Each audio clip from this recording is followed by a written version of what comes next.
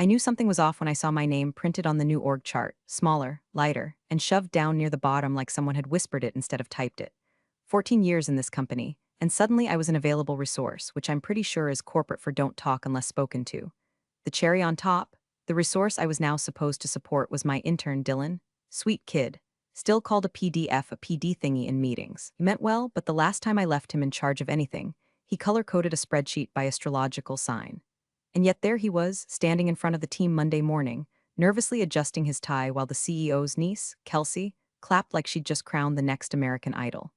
Let's give a round of applause for Dylan, our new project lead for the Horizon rollout. She beamed, making eye contact with me like it was a joke we were sharing. Except I wasn't in on the joke. I was the punchline.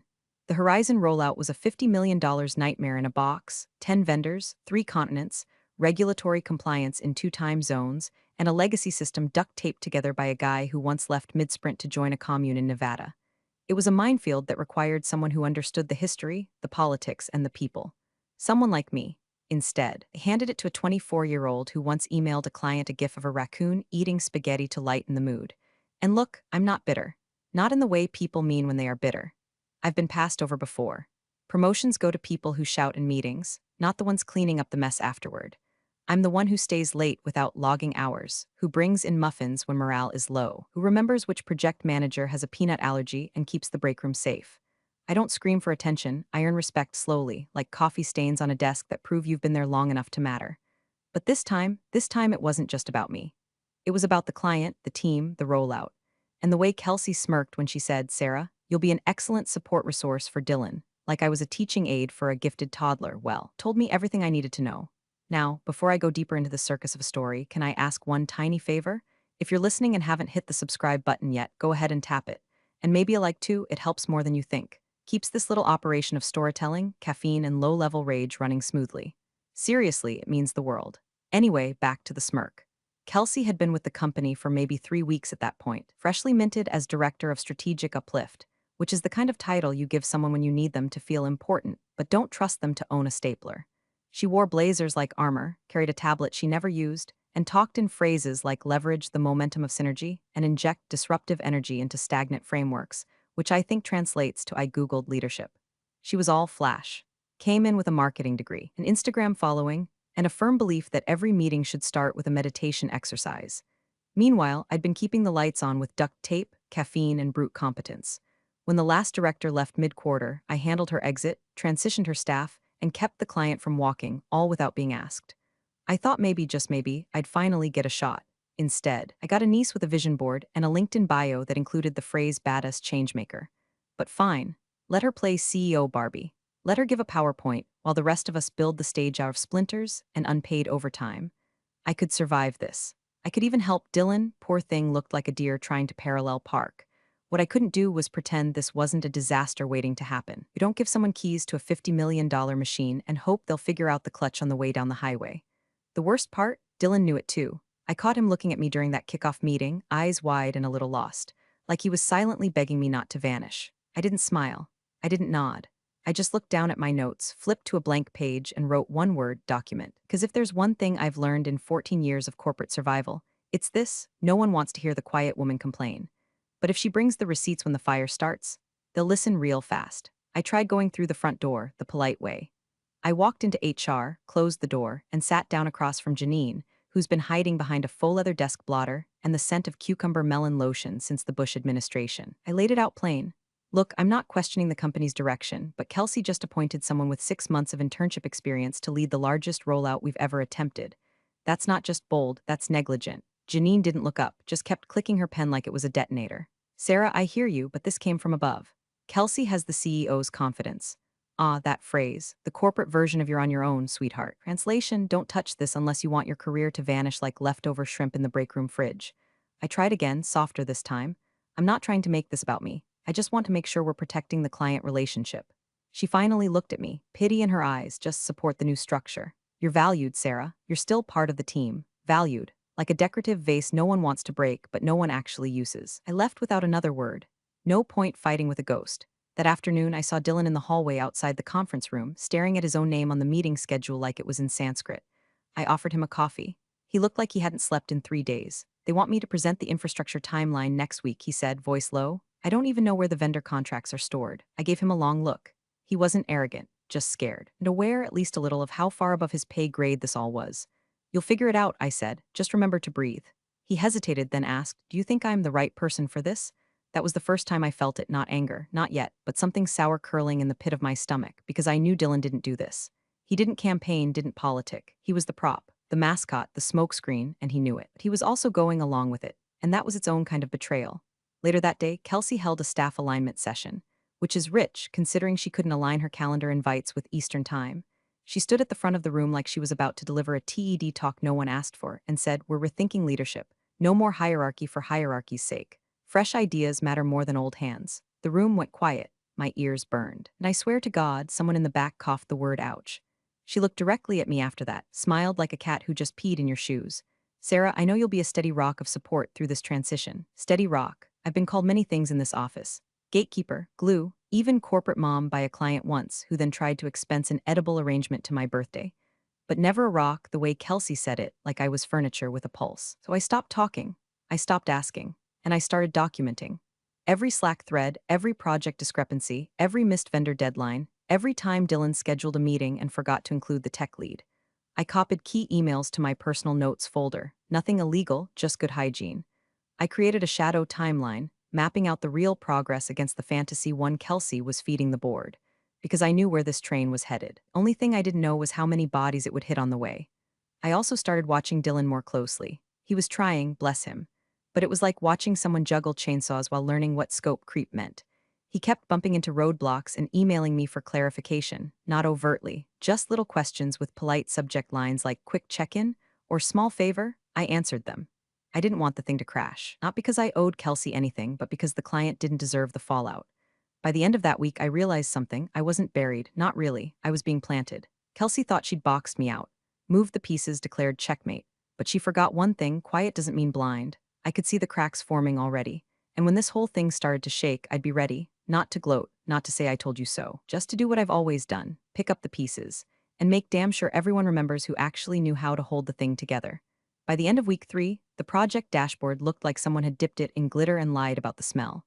According to Kelsey's status report, Horizon was progressing ahead of targets and achieving early synergies in cross-functional verticals, which is a lot of syllables to say we haven't crashed yet. On paper, everything was perfect. Too perfect. So perfect it felt laminated, but I've been around long enough to know how fake polish smells, and this reeked. The first red flag hit me on a Tuesday when I pulled up the finance tracker to check a vendor invoice that hadn't come through. A familiar name had been listed twice, once under consulting services and once under integration alignment. Same company, same date, 2 different line items, and somehow the hours logged exceeded the actual hours in the day, which was impressive if you ignore the laws of physics. I pinged accounts, they hadn't noticed. We just process what they send, the analyst shrugged. Then came the milestone chart. Somehow Dylan's team had logged 2 weeks of backend schema redesign in 4 business days. I checked the commits.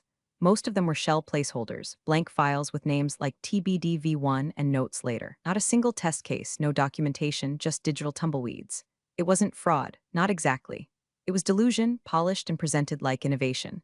One night that week, Wednesday, I think, I stayed late to finish my own client report for another team. Everyone else had gone home, but I heard footsteps in the hallway, then a low muttering that could only belong to someone losing a fight with Microsoft Excel. I walked over. Dylan was hunched in a conference room, sleeves rolled up, tie discarded, and 3 empty Red Bulls orbiting his laptop like sad little moons. He looked up. Oh, Sarah, hey, didn't know anyone was still here. I stepped inside. Midnight Oil, he ran a hand through his hair. They need a working prototype for the early demo Friday. The API's not stable. The integration sandbox is down, and I just realized I scheduled the client walkthrough the same day as the mock security audit. Rookie move, I said, not unkindly. I don't know what I'm doing, he admitted, quiet, like a kid confessing to cheating on a test and hoping for mercy. I leaned against the glass wall. Okay, first cut the walkthrough, say it's rescheduled due to a pending security review. Sounds official, makes you look proactive, not panicked. He blinked. That's good. Second, show them the live build, run a click-through simulation. Screenshots stitched together in a slideshow. Looks real, buys time. He typed as I spoke, nodding fast. Third, I added, run a fake latency test tonight. Post the results first thing in the morning. Say you're benchmarking performance against load. They'll think you're ahead of the curve. He looked up, eyes wide. How do you know this stuff? I didn't answer. just pushed off the wall and walked out with a soft, "Get some sleep." "Dylan, you look like you've been surviving on fear and vending machine peanuts." Behind me, I heard him whisper, "Thank you." And I hated how much that stirred something in me, because I wanted to be mad. Still did, but I couldn't watch him drown. The next morning, the demo went fine. The client was impressed by the interface flow. Kelsey took selfies in front of the conference room and posted a LinkedIn update about youth-led innovation in legacy spaces. Dylan said nothing, just looked at me across the hallway like a soldier who made it through basic training because someone slipped him a map. That night, I started a new file in my backup drive. Coaching logs, not to throw him under the bus, not to cover my ass, just in case. If things went bad, someone needed to know the truth. I was becoming a ghost in my own office, unseen, unheard, but quietly moving things into place. I wasn't in the spotlight. Kelsey had made sure of that. The pieces were shifting, and I was the only one who knew how brittle the whole damn structure was. I didn't need credit. I needed the project not to implode. But part of me, just a small, sharp part, also wanted the reckoning. The moment where the house of cards would wobble and someone would ask, "How the hell did this stay standing?" And I'd be able to say, "Because I held it." He started showing up at my desk around 7:15 a.m., just before the floor filled with the sound of forced laughter and burnt coffee. Always the same greeting, quick question, followed by a sheepish look that said it was anything but quick, and always with that same folder tucked under his arm, like it might bite if he held it wrong. I didn't tell him to stop. I didn't tell anyone he was coming, either. It became a quiet little rhythm, Dylan dropping by with fresh panic in his eyes, he untangling his messes like old Christmas lights. No praise, no performance reviews, just clean execution and a handful of sticky notes that slowly morphed into entire contingency frameworks. He'd leave my desk with a plan. I'd watch him go with a sigh. The funny part, he was learning, fast, not perfect, not polished, but you could see the gears turning now. The way he handled status updates improved. He stopped overpromising. He started asking the right questions, not just what should I do, but what's the fallout if I don't? That kind of thinking doesn't come from management webinars. It comes from survival. Meanwhile, Kelsey had transformed into a one-woman PR tour. One morning, I saw her being filmed in the lobby by our social media intern, delivering a monologue about elevating underrepresented perspectives in leadership pipelines. I think she meant Dylan, or herself, or maybe the ficus. She strutted through the office like she was scouting locations for a reality show. She'd forward Dylan's heavily edited progress updates to the board with subject lines like next-gen leadership, at work flexed biceps, and proof that bold bets equals big returns. At one point, she even emailed a client to introduce herself as the key strategic visionary behind Horizon's transformation timeline. Visionary. The only vision she had was for ring lights and vertical video. But I didn't correct her, didn't reply all. I just kept doing what I do best, keeping the wheels from flying off. At night, I'd open my coaching logs, notes from our morning talks, snapshots of the dashboards I'd updated on his behalf, screenshots of the Slack threads where I ghostwrote his responses to stakeholder concerns. Not to weaponize, not yet, but in case the avalanche started. I wanted to make sure no one mistook the snowflakes for leadership. One afternoon, Dylan came to me looking pale. "I just got looped into a partner call with the West Coast integration team," he said. "They asked for the API audit logs from the last rollout. I don't even know where those live. I didn't blink. They don't live anywhere yet. They were never generated. What do I do?" "You're going to tell them you're working on a zero-trust compliance model and need 48 hours to reprocess the logs to match the new schema. Then we're going to actually make the logs. Tonight." He nodded, taking it down like scripture. Later that week, Kelsey posted a company-wide update that started with, "Every great leader knows when to step aside and let the new guard shine." I'm thrilled to see Dylan trailblazing new paths with such confidence. That was the day I started backing up the entire Horizon folder onto an encrypted drive. Not because I didn't trust the system, because I did. The system protected people like Kelsey, loud, shiny, and full of executive lingo. People who could crash a company in heels and still get a LinkedIn endorsement for thought leadership. I knew how this could end. Best case, the project limped across the finish line and Kelsey took the credit. Worst case, it exploded. Dylan became the scapegoat, and I'd be the ghost they forgot to blame, the resource, the rock. But every day, Dylan got sharper. Not because of Kelsey's mentorship, she hadn't had a real conversation with him in 2 weeks, but because he kept coming back, kept asking, kept absorbing. He'd still stumble sometimes, but now he caught himself. And every time he did, I felt this strange thing rise in me, not pride exactly, but something older, something deeper, like watching a stray cat figure out how a screen door works. Still, I never smiled when he got it right. Never said good job, that wasn't the deal. This wasn't mothering, this was triage. The fire hadn't started yet, but I could smell the smoke in the wiring, and I was the only one reaching for the extinguisher. The moment she said it, "We're currently tracking 6 weeks ahead of schedule," you could feel the boardroom exhale like it had just finished a spa day in Maui. Applause erupted. One of the VPs actually muttered impressive under his breath like he'd just watched someone build a rocket out of popsicle sticks. I stood against the wall near the coffee cart, paper cup in hand, wondering if anyone else noticed that the ship they were clapping for had a hole the size of an SUV in its hull. Dylan didn't clap, didn't smile. He just stared at his shoes, left foot twitching like it wanted to leave the room without him. Kelsey beamed, flipping to a slide with graphs so smooth and upward trending, they may as well have been pulled from a Wall Street stock fantasy. We've completely restructured our back-end processing, she said, clicking through a bullet point that referenced streamlined architecture improvements she wouldn't recognize if they fell on her manicure. Every data point on that screen was technically true, but contextually hollow. Delays hadn't happened yet, but they would. The foundation wasn't finished. The testing hadn't started, and the QA team was still working off outdated documentation Dylan didn't know he was supposed to update. But the real killer? The promise. 6 weeks ahead meant one thing in that room, a faster launch, which meant client expectations would shift. Contractual obligations would tighten. Budgets would be locked. There wouldn't be room to fix anything once things cracked open, because now, thanks to Kelsey's little TED talk, everyone thought it was already done. I watched her finish with a flourish about youth-driven execution velocity, and then I did what I always do. I opened Outlook, composed a new email. Subject line, urgent, load testing, body we need to talk, tonight, no delays, bring whatever numbers you have, even if they are ugly. I hit send before I could overthink it. Across the room, I saw Dylan flinch when his phone buzzed. He glanced at the screen, then looked up at me with this quiet look of thank God, and oh no braided together like a noose made of caution tape. After the meeting, I didn't stick around for the catered wrap sandwiches or the obligatory small talk about quarterly outlooks. I walked straight to the elevator and rode it alone, my reflection looking back at me in the brushed metal wall, tired, sharp-eyed, and one step ahead of the collapse, because now there was a clock ticking. They wanted a launch date, they wanted a press release. And somewhere between the fake velocity metrics and Kelsey's red lipstick lies, the Horizon project had gone from salvageable to sacrificial. I called Dylan that evening. No pleasantries. Have you run any load tests? I ran one last week, but the response times were all over the place. I didn't include them in the report. Of course you didn't, I said. That would have made you honest, and honesty would have made you unemployed. Silence. Listen, I continued, we're going to run 3 full scenarios tonight, not the pretty ones. The ones that break things. You'll present sanitized results tomorrow, enough to buy us breathing room. But the board thinks we're ahead. They think a Barbie doll is steering a battleship, I snapped. Don't try to steer. Try not to hit the reef. We ran tests until nearly 1 a.m. The results were worse than I expected. Transaction failure rates spiked after 300 concurrent users. Database queries stacked like unpaid bills. Error logging wasn't even enabled in 2 key modules. Dylan took screenshots with shaking hands while I dictated a memo draft he could send to the tech leads without sounding like he was blowing a whistle. When he finally leaned back in his chair, he asked quietly, "What happens when they find out?" "They won't," I said, closing my laptop. "Not if we fix it first." And that's when I realized what I had become. Not a mentor, not a guide, a cleaner. I was the one scrubbing the blood off the marble while the executives toasted above me. And Kelsey, she was up there somewhere, sipping champagne on the deck of a ship I was bailing out with a solo cup. But the water was rising now.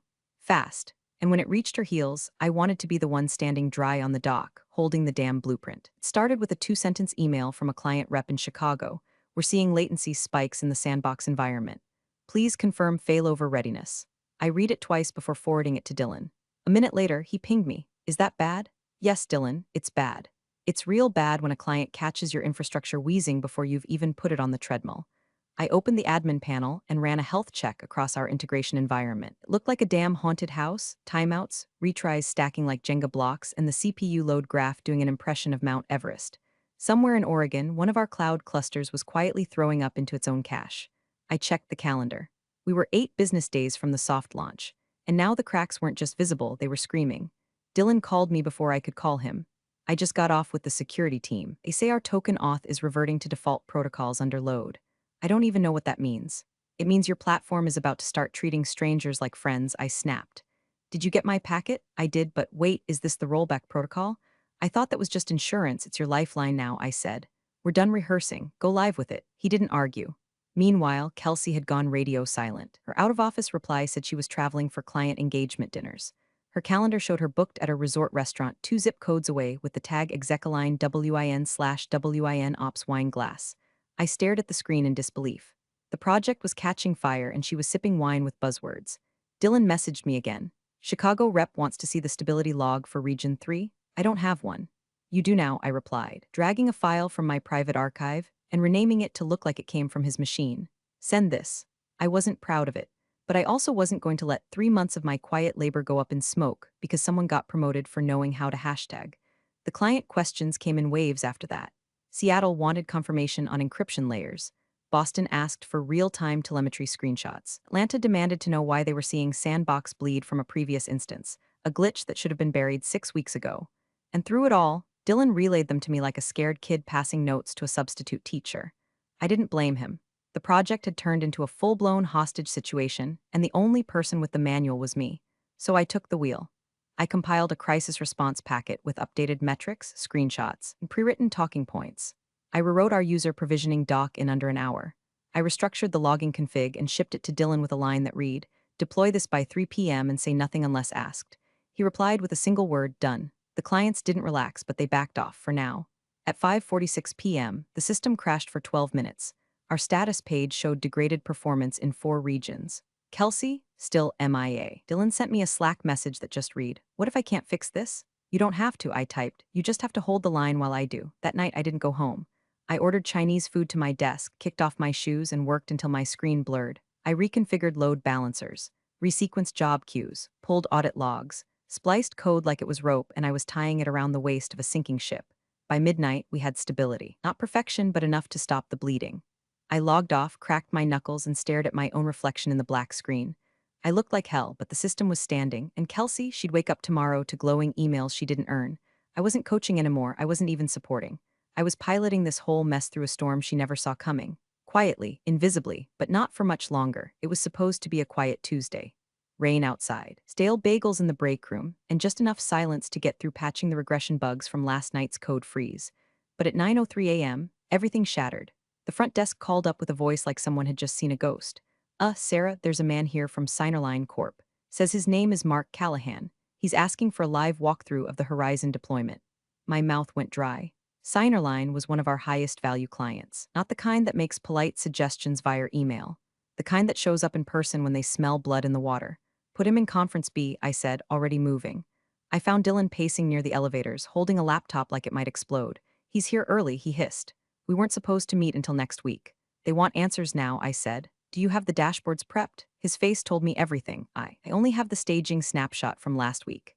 "Then we use mine." I pulled out my encrypted thumb drive and pointed toward Conference B. "You're going to introduce him. Smile, offer coffee, stall for 5 minutes. Then I'll join as support." "But no time, Dylan, move," he went. I ducked into my office, connected to the secure backup server I'd mirrored from the night before, and preloaded a suite of real-time dashboards, system health, latency averages, deployment status, and regional uptime. Then I walked in like I belonged there because in truth I did, more than anyone else in this damn building. Mark Callahan had the look of someone who spent more time on planes than at home. Polished, direct, dangerous. "Dylan," he said, shaking hands with a stiff smile, "I hear your rollout's been eventful." Dylan stammered something about agile pivots. Mark turned to me. "And you are?" "Sarah. I support systems continuity." He nodded. "Good. Then you can show me how the East Coast cluster is handling failover latency under concurrent sessions." I slid into the seat next to him, opened the console, and pulled up the data. "This is the live environment," I said. "We've got 3 load balancers operating at 82% efficiency, failover latency sitting at 2.3 seconds. We anticipate sub-2-second latency post-middleware patch on Thursday." He squinted. "These are clean. Cleaner than I expected." "They're real," I said, letting it hang there just long enough to leave a mark. Just then the boardroom door swung open. Kelsey entered, breathless and over-perfumed, phone still in hand. "Sorry I'm late. Traffic was a nightmare. Didn't realize we had an in-person today." Mark didn't even turn his head. "We didn't. I made the call this morning. I wanted to see what was really going on." Kelsey tried to sit at the head of the table. I watched her scan the monitors and realized this wasn't her show anymore. It hadn't been for weeks. "What are we looking at?" she asked, tone breezy and brittle. "System health under active stress," I replied before Dylan could panic. "We're mid-recalibration. Dylan's team is implementing live configuration changes for edge stability." Dylan looked at me like I'd just walked on water. Kelsey laughed too loudly. "Oh, we're always recalibrating. That's part of the plan, right?" Mark raised an eyebrow. "Interesting, that's not what your last update said. You reported that the East Coast was already fully stabilized." I saw Kelsey freeze for half a breath, then smile. "Oh, well, we wanted to project confidence. You know how it is." Mark didn't respond, just looked at me again. "So, Sarah," he said, leaning forward, "when exactly did you begin preparing these backup dashboards?" I kept my expression neutral. "About a month ago." Kelsey blinked. He nodded. "Smart." The door opened again, this time 2 board members stepped in. Apparently word had spread. Signerline didn't do pop-ins without a reason, and this room now felt like a pressure cooker with a smiley face sticker slapped on the lid. Mark stood. "I'll be honest. I wasn't expecting this level of transparency or stability." Dylan opened his mouth, then closed it. Kelsey laughed again. Too sharp this time. That's the beauty of distributed leadership. Everyone plays a part. I didn't correct her. Not yet. But as the room cleared and whispers followed the board members down the hall, I looked at her, really looked. She still thought she was steering the ship. But I was the one holding the rudder. And I was this close to letting everyone know. The calendar invite said urgent, Horizon Review Sea Level only, which made it all the more curious when my name appeared at the bottom of the attendee list in faint gray font with the note, Sarah Observation only. Observation, huh? I wore black, sat near the wall again like furniture. No laptop, just a slim leather folder and the tiniest smile I've ever allowed myself in that building. The boardroom was packed before the hour. Everyone buzzed with that specific corporate energy that comes when a client skips the chain of command and goes straight for the jugular. Kelsey arrived 5 minutes late, fresh blowout, gold pen in hand like she was going to autograph a book she hadn't written. Dylan was already seated, hunched, face pale. He looked like a kid who'd been caught sneaking a beer and expected prison time. The CEO entered, expression unreadable. The CTO followed, jaw clenched. Then the screen lit up, video call initiated. "This is Caroline NG," said the voice from the monitor. "Coup Signerline Corp. Let's skip the pleasantries. I want to know who made the decision to greenlight a launch window with unresolved latency issues and no verified rollback protocol in place." You could hear a pin drop, and then choke on it. The CEO opened his mouth to respond, but Kelsey beat him to it. "We were under the impression all metrics were stable," she said, her voice syrupy. "Our reports showed no," Caroline snapped. "I've seen the reports, and I've seen the logs that contradict them. Someone knew the system wasn't ready and patched it under the radar. That person saved this rollout. I want their name." All eyes turned to Dylan. His mouth opened, then closed. He looked at me. The CEO shifted. "Dylan, he stammered. "We made collaborative adjustments enough," Caroline said. "If the person who stabilized this is in the room, speak now, or we take this up with legal." I closed my folder, cleared my throat. "Caroline," I said. "That would be me." A beat of silence, then a murmur. I stood calmly and pulled out a printout. "This is a log of the backup architecture I began assembling 6 weeks ago. You'll see timestamps, configuration notes, and alternate deployment paths. Here's the testing matrix Dylan and I ran, off hours. Load balancing scripts, adjusted query routing, manual patches to the regional failover system." I stepped forward, placed the folder on the table. We did what we could with what we had. And what we had, frankly, was a lot of pressure, limited oversight, and a leadership vacuum. The CEO stared at me like I'd spoken in Latin. The board chair leaned in, flipping through the folder. "Why wasn't this disclosed?" someone asked. "Because the official reports claimed we were ahead of schedule," I replied, eyes on Kelsey. "And because the only way to keep things from failing publicly was to fix them privately." Kelsey laughed, thin, brittle. "Oh, come on, we all contributed to this. I mean, Dylan and I worked tirelessly too." I slid a second document across the table. Coaching logs, handwritten notes, screen captures with timestamps, Slack messages. "I mentored Dylan," I said, voice steady. "Didn't make those decisions alone. But he also didn't lie about the timeline. That credit belongs elsewhere." The boardroom grew colder. Someone at the far end said, "Wait, are you saying Dylan was put in charge without sufficient experience?" I said nothing, just looked down at the coaching logs. The CEO's gaze slowly turned toward Kelsey. "Is that true?" he asked. She looked around. No allies, no applause, just the click, click, click of a career unraveling in real time. "I was empowering new voices," she said weakly. Caroline spoke again. "I don't care about your empowerment initiative. I care that you nearly cost us a multi-million-dollar disaster and misrepresented system readiness to our shareholders." The CEO pinched the bridge of his nose. "Sarah, why didn't you come forward sooner?" "I wasn't invited," I said simply. "Just observed." The boardroom was dead silent as I gathered my things. No one told me to stay. No one told me to sit back down. I walked out without looking over my shoulder, though I could feel every eye tracking me to the door. And Kelsey? Kelsey looked like a candle someone had just blown out. The boardroom door stayed closed behind me for 7 minutes and 42 seconds. I know because I watched the wall clock across the hallway tick each second like a heartbeat, steady and cruel. Through the glass, I could see blurry outlines, people shifting, gesturing, pointing at papers at each other. Kelsey's voice broke through once, high and frantic, muffled by the double-paned glass. No one echoed her, then silence, then Dylan's voice, low but clear enough that it cut through the wall like a knife through ice. "I wouldn't have known what to do without Sarah," he said. "She coached me every night after hours. She walked me through everything. She saved this project, not me, not Kelsey." A pause, then murmurs, chairs shifting, paper rustling. And Caroline's voice, calm and lethal. "So who promoted whom exactly?" I closed my eyes. Inside, someone coughed. Kelsey tried to recover. I could hear her through the vent above the door, words tumbling out, sharp, defensive. "Look, I was managing the narrative for the board. That's a strategic skill. Dylan needed the experience, and Sarah was just being supportive. It's called succession planning." She was spinning so fast I thought she might lift off. Then the CEO spoke. Not loud, not angry. "Enough." No one said another word for nearly a minute. A few seconds later, the door creaked open. The assistant leaned out, eyes wide. Sarah, they'd like a moment. Could you step outside? I nodded. No drama, no sighs. I stood, folder still in hand, and walked out slow. Not a performance, just peace. Behind me, the temperature had changed. You could feel it even through the hallway's sterile air. The applause that used to follow Kelsey's LinkedIn posts was gone, replaced by something colder, sharper. I passed the receptionist. She glanced up at me like I was someone new. Would you like coffee while you wait? She asked. I almost laughed. No thanks, I said. I've had enough bitterness for one quarter. Outside the glass, I caught one last glimpse. Kelsey sat in the center of the room, shoulders rounded, makeup slightly smudged, like she finally realized the stage lights were never hers to begin with. She wasn't talking anymore, wasn't smiling, just staring at the table like it might offer her a refund.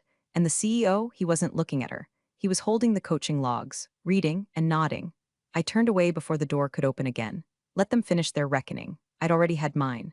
And that smirk, the one that started all this, the one that tried to shrink me down to available resource, it was gone. Burned off the face of the girl who thought she could lead with a selfie and a spreadsheet she never built. I didn't need applause. I'd rewritten the ending. And this time, the truth spoke louder than the branding. You're the real MVPs of the office jungle. Thanks for watching. Smash that subscribe button, or the coffee pot might just forget your next brew.